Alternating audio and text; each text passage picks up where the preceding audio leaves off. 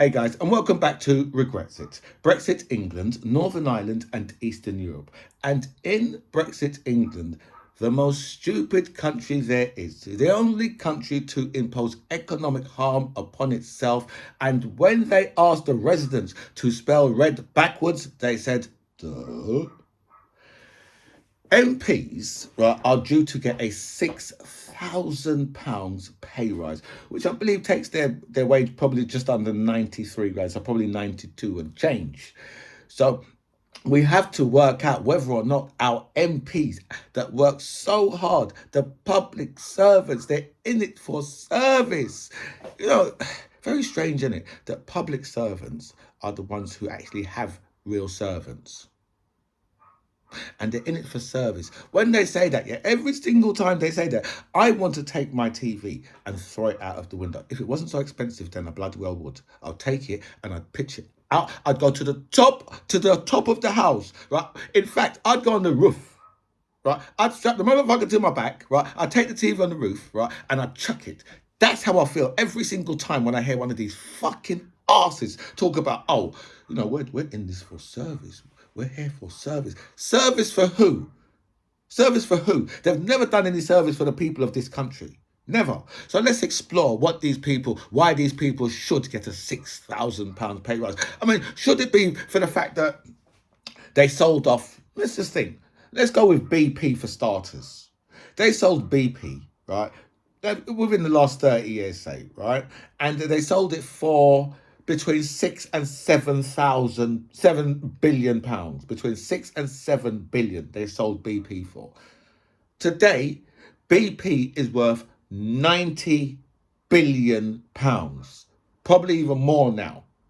90 billion. They sold it off, right? Which is an asset that should belong to the people of this country. Now, you tell me this, right? If these politicians actually like you, why would they do that to you? I mean, just think about this, right? If you had an antique, you found an antique in your, but you didn't know it was an antique. You never knew. And you took it down to a boot sale or to the flea market and you sold it, right? And you got £25 for it. And you was like, you know what? I'm going to go and get me and the missus like a nice takeaway for the afternoon. But it's a Sunday. And then 5 years later, you see it on the Antiques Roadshow. And the person said, this is a beautiful find. So where did you get it from? Well, I bought it in a flea market, about 5 years ago. It was absolutely beautiful find. And how much did you pay for it? I paid £25 for it. I was quite pleased with that price too. I said, this is an absolutely beautiful find, and I can tell you that your £25 is actually worth £43,000. At that point, right, would you strangle yourself, right? Would you go upstairs, right, and squirt toothpaste in your eyes, right? Or would you go into your kitchen, right, and put your hand, right, in a vat full of oil? A frying pan, but it's a deep frying pan, right, and it's on, full, right, and you're using gas in the house. Is that what you'd do? Because that's what it feels like, yeah, that they've done to us when they've sold off BP. But you know something, yeah, I'm quite sure that they deserve a nice £6,000 pay rise, right? When everybody else in the country, yeah, has had a good swift kick in the fucking bollocks. But I'm sure they deserve a good £6,000 pay rise. And then let's go back with the gas, the water, and the electric. You've got people in these companies now, yeah, which remember. You've got the water companies paying their bosses I think it's anything between 750 grand, right, to 3 million, right, plus bonuses. So how does that work? I'll tell you how that works. Because you see, you can only get those type of jobs here if you're really connected. Right, you can't walk off the street and get those kind of jobs. You must be sick. You think they put them jobs? You think they put to run a water company in the job centre? No, you have to be connected, because this is the way how these people have taken from us, so that they can look after themselves and they can look after all their peoples. And let me tell you this, right? You see, if you're a person, yeah, who gets invited to like a royal wedding or something like that, then all the way along the line, yeah, your peoples, right, will be looked after. So whether or not that's your brother and your sister, right, cousins, uncles, aunties, friends of friends, cousins of cousins, it doesn't really matter. Right the way, because you're connected. If you know someone who goes to a royal wedding or something like that, right, or go to any of those that get invited to any of those state occasions, those are all the people. And remember, so there's going to be thousands, millions of them. And all those people, right, are the people who get that, your local contracts with your council. You couldn't set up, you could set up a company, right, and then go and get a local council, go and get a local contract to clean out the park. Really? You think so? No, no. Right. Those contracts, yeah, go to people who are really connected. Right. It's a way that they have devised to steal money from the working classes in this country. Because look, the working classes are suffering with gas, water, and electric right now, today, right now, suffering. And who's living it up? Most of those guys who own those companies, yeah, they don't even live in this country. A lot of them will own their own islands and shit like that, right? Or they'll live on yachts, right, and that's right. And those people, right, have been allowed to funnel all of our money into these. But the politicians, 6 grand pay rise. Well, of course, right? They brought us fucking Brexit. They destroyed the country with Brexit, but they should get a 6 grand pay rise. We've got more fucking potholes in this country, right, than a 16-year-old motherfucker has in their face. Right? But yeah, a 6 grand pay rise for the politicians, right? What the fuck have they done to deserve £6,000 extra? I mean, I heard someone talking the other day about, we should pay our politicians more. And then we'll get a better politician if we pay. We'll get more people from industry and all these things. And said, well, Jacob Rees-Mogg, right, bought a house for £5.5 million in London, so he could come down and do a job for £110,000. No, it doesn't go in, right? Because if you was on 110 grand, right, and you went and you said to to the bank manager, yeah, I'm going to want to buy a house for 5.5 million. The bank manager would be like, how much do you want? Sorry. Say, well, I earn £110,000. The bank manager would say, look, I've got this house here, right, for £450,000, right, that would much more suit your budget. Right? So you've already got politicians who are multi-millionaires, right? Most of the people, yeah, who went to university, right, who their parents paid for their education, some of them 12, 15,000 pounds a term. Not a year. Term. Okay? Those are the people who are already in the House of Parliament. And you think that all you'll be doing is you'll just be paying these incompetent villains, right, more money. But I'm quite sure with the state of the NHS, right, that our politicians absolutely deserve another £6,000 when we've got over 7 million people waiting on the waiting list.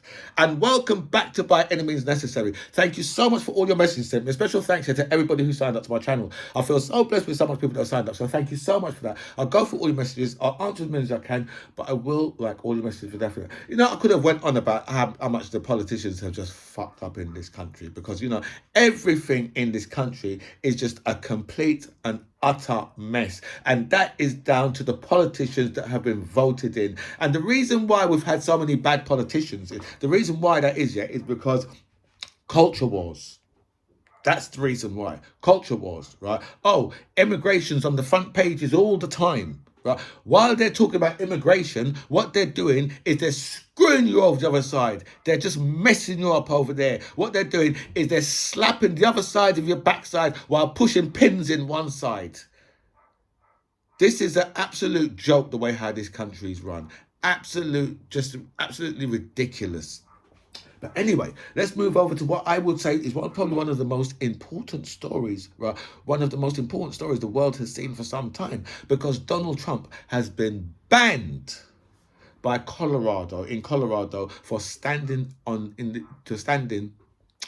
to become president. Right? So they won't let him onto the ballot in Colorado at the moment. But it is a Democrat. It's a Democrat city, so obviously we can see clearly this is election interference. See, the thing is, right, if it wasn't for the fact, right, that you actually committed the actual offences, what you've been charged with, right, then you could have a point, right? If you didn't have documents stuffed into your fucking bathroom, right, and you've been flushing, America's documents down your lavatory, right down the shitter, then he probably would have a point, right? If it wasn't for the fact that, like, we've seen him lead his supporters up to the Capitol, right, and cause an insurrection, he might have a point. There could be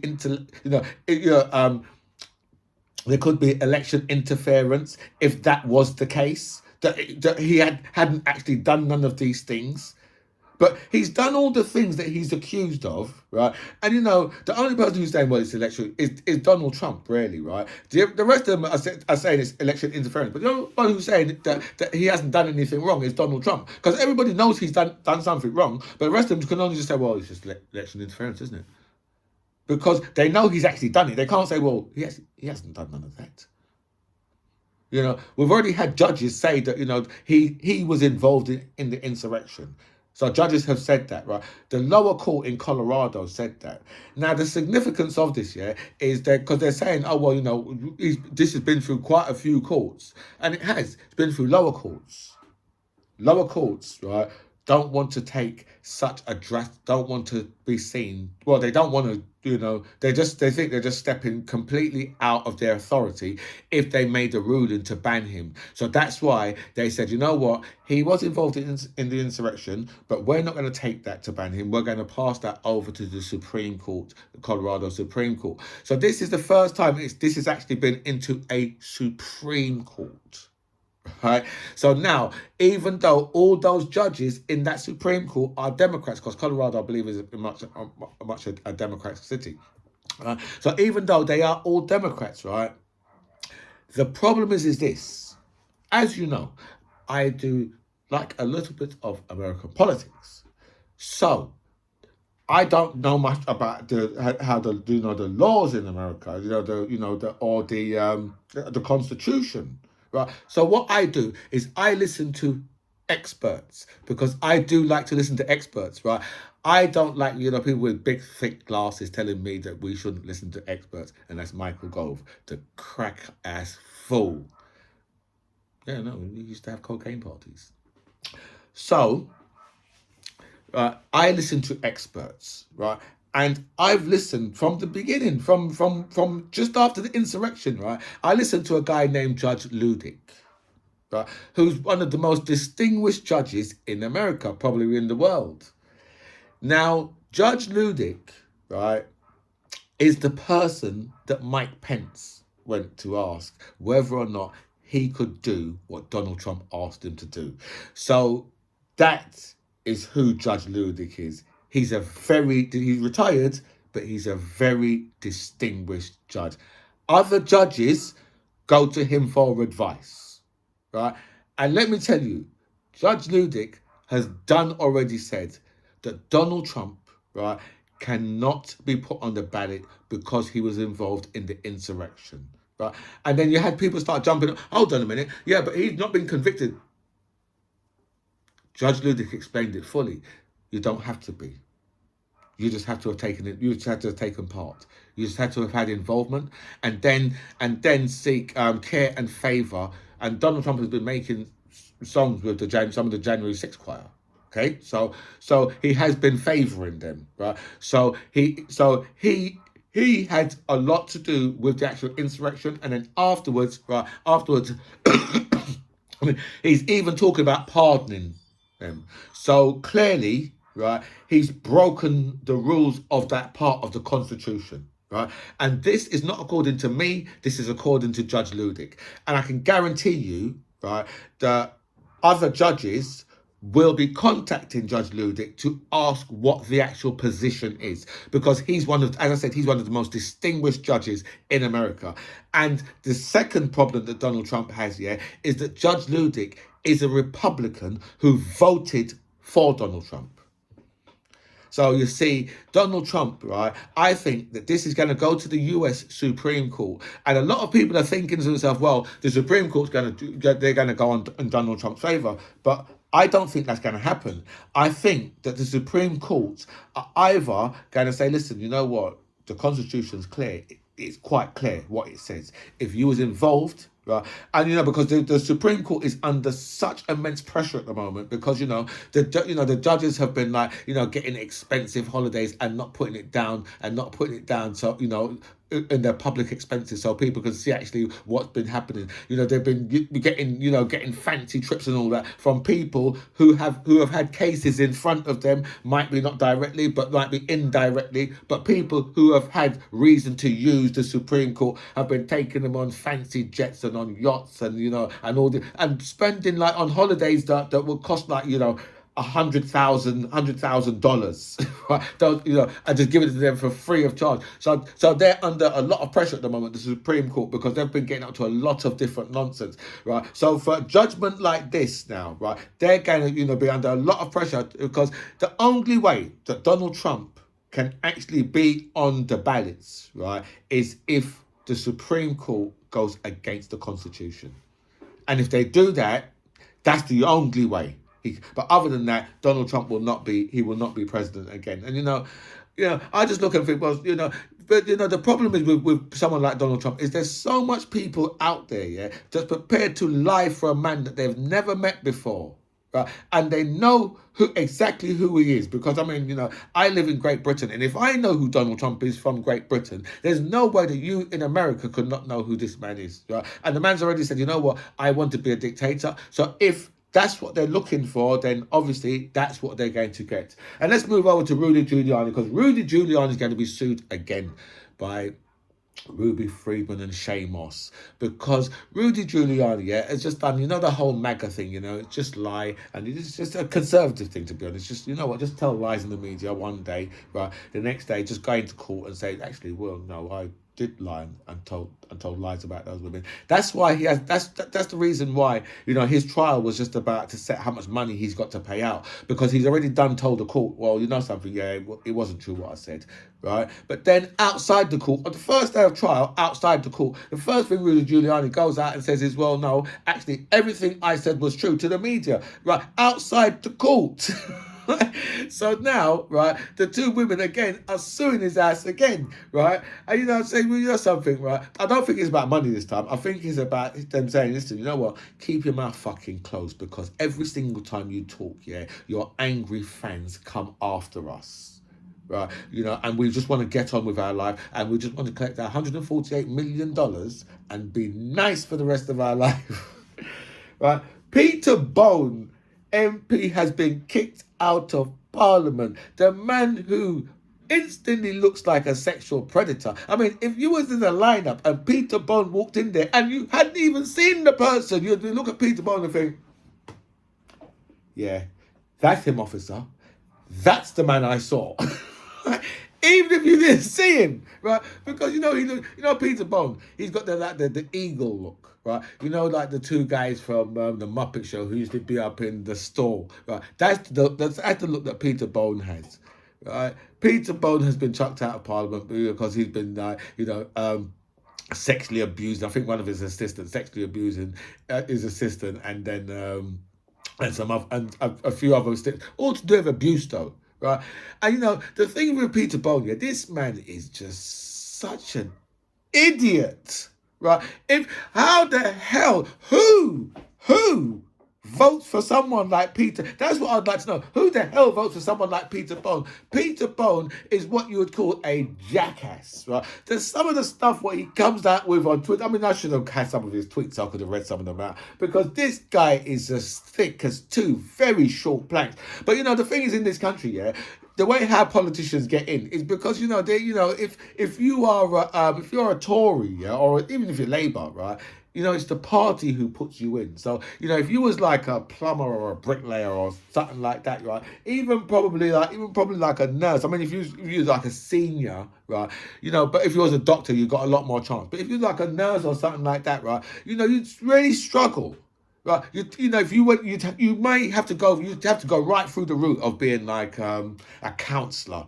Do you know what I mean? And then get to that, yeah, you know. So you'd have to probably do like, you know, 7 or 8 years in the council before, you know, they would allow a working class person to even get anywhere near being an MP, especially in like one of their areas where they've got like a huge majority, because that's how Peter Bone must have got it, because Peter Bone's had a majority of like 18,000, his majority, and like, you know, all the time this man has been an MP, I've always looked at him and just thought, my God, the level of MPs, right, that these people have in this country is just it's just such poor quality. That's why this country, yeah, we can say that this country is poor quality, because it's the MPs that we have. And that's why everything is just in a complete and utter mess. But let's speak about some Brexit, because I've already gone over 10 minutes that I was wanting to do, I should say.